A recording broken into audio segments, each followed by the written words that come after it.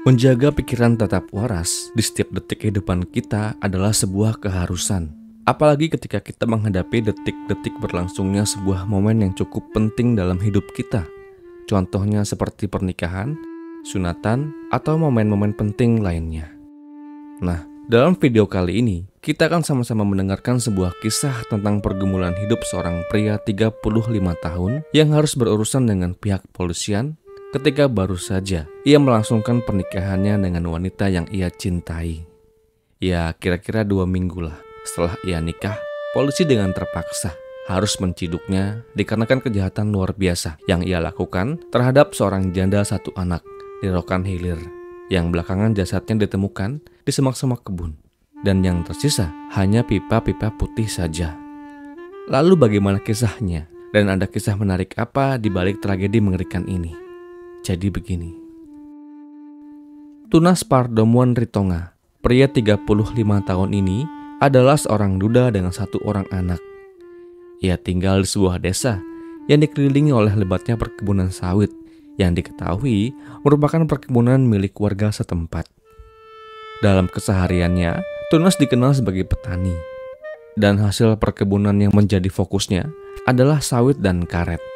Menjadi seorang petani karet dan sawit adalah sebuah pilihan hidup yang Tunas pilih, dikarenakan tidak tersedianya jenis pekerjaan lain di tempat di mana ia tinggal. Sebagai seorang duda yang cukup lama menjalani kehidupan sendirinya, membuat Tunas kemudian mengalami atau menjalani beberapa kali kisah cinta yang agak berliku. Diketahui Tunas sempat dekat dengan seorang janda anak 1 yang bernama Mariani. Mariani tinggal tak jauh dari rumah Tunas. Jalinan kisah kasih asmara yang terbina dengan Yani dilakukan secara sembunyi-sembunyi, dikarenakan Yani merupakan kekasih dari teman Tunas sendiri yang bernama Putra. Tunas kenal baik dengan Putra. Bahkan bisa dibilang hubungan Tunas dengan Putra adalah sebagai seorang sahabat karib. Tunas kenal dengan Yani baru aja 1 bulan. Dan perkenalan tersebut digagas pertama kali oleh Tunas, di mana saat itu Putra meminjam handphone Tunas untuk mengirimkan SMS kepada Mariani. Dan dari situlah celah perkenalan Tunas dengan Yani bermula. Tunas mulai main belakang dengan Yani. Tunas tahu bahwa Yani adalah kekasih Putra. Namun hasratnya untuk menggoda Yani tidak pernah padam. Godaan dan rayuan yang dikirimkan Tunas melalui handphonenya kepada Yani membuat Yani pun akhirnya luluh. Dan mulai saat itu hubungan mereka lebih dari sekedar teman. Tunas sangat paham status janda anak 1 yang diemban oleh Yani.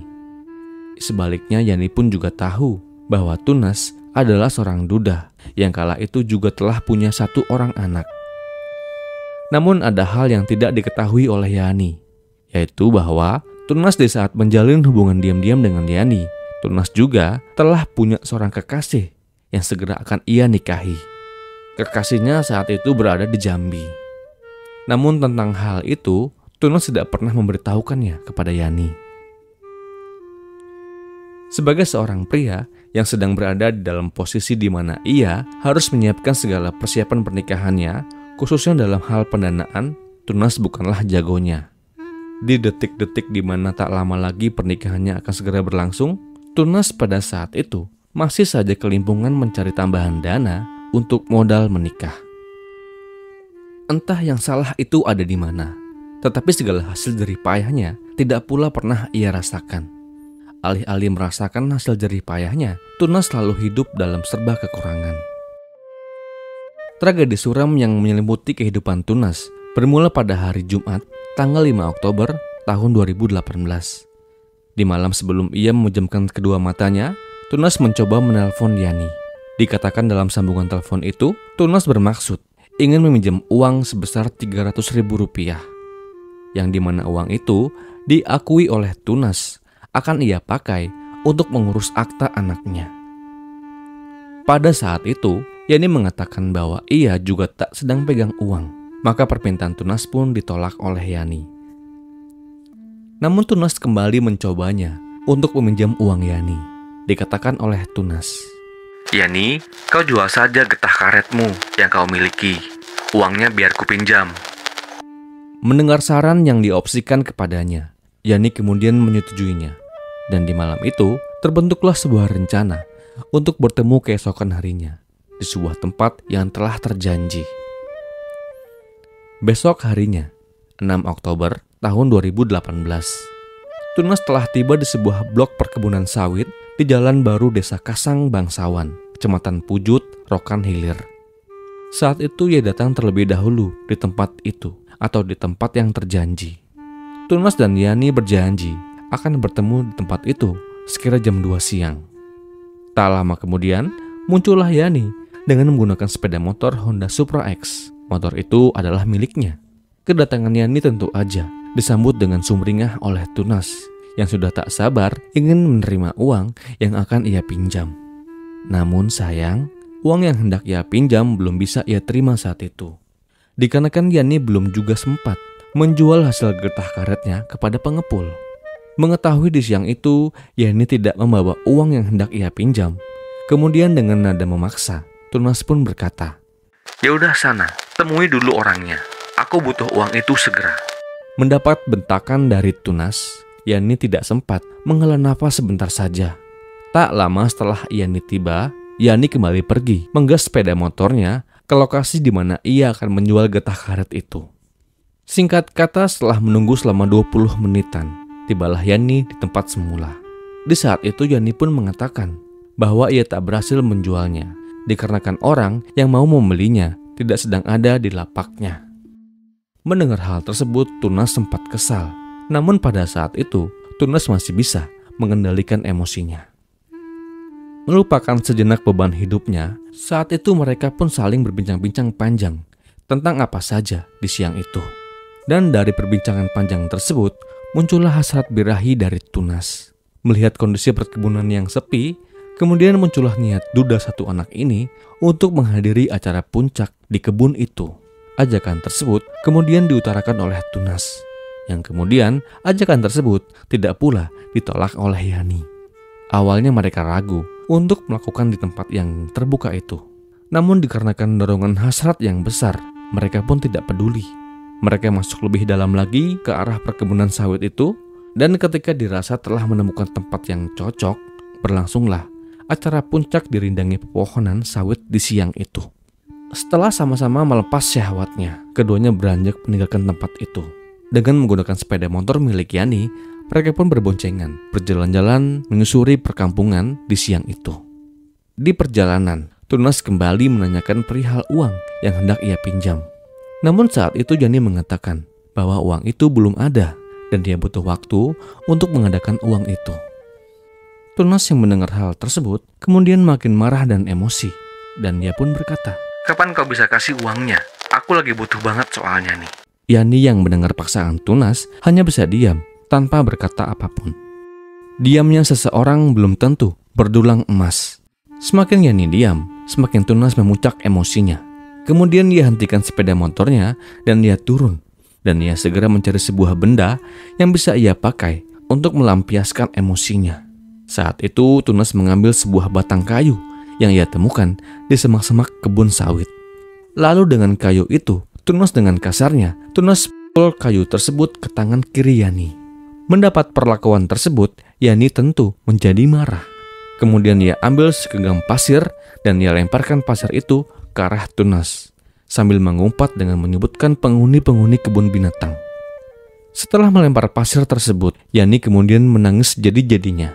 Isakan dan derai air matanya kemudian membuat Tunas meminta maaf kepada Yani. Dan dia pun berkata, "Maafkan aku ya, aku emosi." Setelah berdamai, keduanya kemudian melanjutkan kembali perjalanannya. Kala itu Tunas mengajak Yani untuk makan bakso. Namun di tengah perjalanan Tunas pun kembali teringat akan kebutuhan uang itu. Dan dia pun berkata, "Tolong usahakan ya, aku butuh banget uang itu untuk modal nikah." Yani pun tiba-tiba kaget mendengar ucapan Tunas. Yani kemudian meminta Tunas untuk menghentikan sepeda motornya yang dibawa Tunas. Dan ia pun berkata, "Dengan siapa kau akan nikah? Kau bilang kau sayang sama aku. Kau bilang kau cinta sama aku. Gak ada pikiran kau." Tunas yang emosi mendengar upatan Yani kemudian membuatnya gelap mata. Kembali ia mencari sebuah benda yang bisa ia pakai untuk melukai Yani. Saat itu Tunas kembali menemukan sepotong kayu. Ia ambil kayu itu dan kemudian kayu itu ke arah rusuk Yani. Mendapatkan gebrakan yang cukup keras dari Tunas membuat Yani oleng. Ia kemudian jongkok dan menahan sakitnya atas tersebut. Melihat posisi yang cukup tepat untuk kembali melampiaskan emosinya, Tunas kembali kayu itu ke arah leher bagian belakang Yani sebanyak 3 kali. Bukan keras berkali-kali itu kemudian membuat Yani jatuh tertelungkup di tanah. Selanjutnya setelah korban tak bergerak lagi, Tunas menyeret tubuh korban memasuki kebun sawit lebih dalam. Tunas menyeret tubuh Yani sejauh 50 meter. Dan setelah menemukan tempat yang cocok untuk membuang tubuhnya, kemudian tubuh Yani Tunas letakkan tengkurap di semak-semak kebun sawit itu. Tunas nampaknya masih ragu akan meninggalnya Yani. Kemudian dengan menggunakan kayu yang sama, Tunas kembali kayu itu ke arah punggung Yani berkali-kali. Tunas yang masih ragu akan meninggalnya Yani kemudian segera melepaskan celana Yani. Kemudian kain celana tersebut dililitkannya ke leher Yani. Ia jerat leher Yani dengan sekuat tenaga. Setelah 15 menit Tunas menjerat leher Yani. Kemudian Tunas mengecek tanda-tanda kehidupan di tubuh Yani. Ia cek hembusan nafasnya dan ia rasakan detak jantungnya. Saat itu Tunas yakin bahwa Yani telah meninggal dunia. Tubuh Yani yang tak bernyawa kemudian Tunas tumpuk dengan sampah-sampah daun pakis dan daun sawit. Serta tak lupa Tunas pun menambahkan kayu-kayu untuk menumpuknya agar tak kelihatan oleh warga setempat. Setelah selesai mengurus tubuh Yani, kemudian Tunas bergegas menuju sepeda motor Honda Super X milik Yani. Tanpa ragu Syahdan dan Tunas melucuti plat nomor polisi sepeda motor tersebut. Dan kemudian menyembunyikan motor tersebut di sebuah tempat di dalam areal perkebunan sawit. Di tempat itu, ia rebahkan sepeda motornya dan ia tutup dengan dedaunan. Dan Tunas pun pulang ke rumahnya. Selasa 9 Oktober atau 3 hari setelah tragedi itu, Tunas kembali menuju tempat di mana ia merebahkan sepeda motor milik Yani. Saat itu ia kembali untuk mengambil sepeda motornya. Dikarenakan ada niatnya untuk menggadaikan saja barang tersebut. Tak lupa, Tunas pun kembali ke tempat di mana ia mencapakkan tubuh Yani. Pada saat itu, Tunas mendapati tubuh Yani mulai dirubungi oleh hewan-hewan pengurai. Kemudian, ia tambahkan lagi sampah-sampah dedaunan untuk menutupinya. Singkat cerita, setelah ia mendapatkan uang gadai dari sepeda motor milik Yani, Tunas segera mengambil langkah 1000. Ia melarikan diri ke arah Jambi. Tujuan ke Jambi selain untuk melarikan diri, juga Tunas bermaksud untuk melangsungkan acara pernikahannya dengan kekasih pilihan hatinya. Jasad Maryani alias Yani kemudian ditemukan oleh warga pencari jamur yang pada saat itu kaget bukan main ketika ia menemukan pipa-pipa putih di bawah lebatnya semak-semak kebun sawit. Jasadnya ditemukan 3 minggu setelah ia dinyatakan hilang. Orang tuanya bingung saat itu, saat Yani tak pulang dan handphonenya pula tidak aktif. Hingga orang tuanya mendapatkan kabar duka tersebut dari Pak Polisi yang kemudian berhasil mengidentifikasi temuan pipa-pipa putih tersebut. Hanya tangis dan luka yang menghiasi pertemuan orang tua Yani yang kala itu melihat Yani dalam keadaan tak bernyawa. Temuan tubuh yang bersisa pipa-pipa putih itu kemudian membuat pihak kepolisian segera membentuk tim kerjanya untuk mengusut dengan tuntas kasus ini. Segala saksi dan barang bukti yang berhasil dihimpun kemudian membawa Pak Polisi mencurigai satu orang nama yang tak lain dan tak bukan adalah Tunas Pardomuan Ritonga. Dan tak perlu berlama-lama, akhirnya Pak Polisi berhasil meringkus Tunas di rumahnya di Kelurahan Sukadamai, Jambi.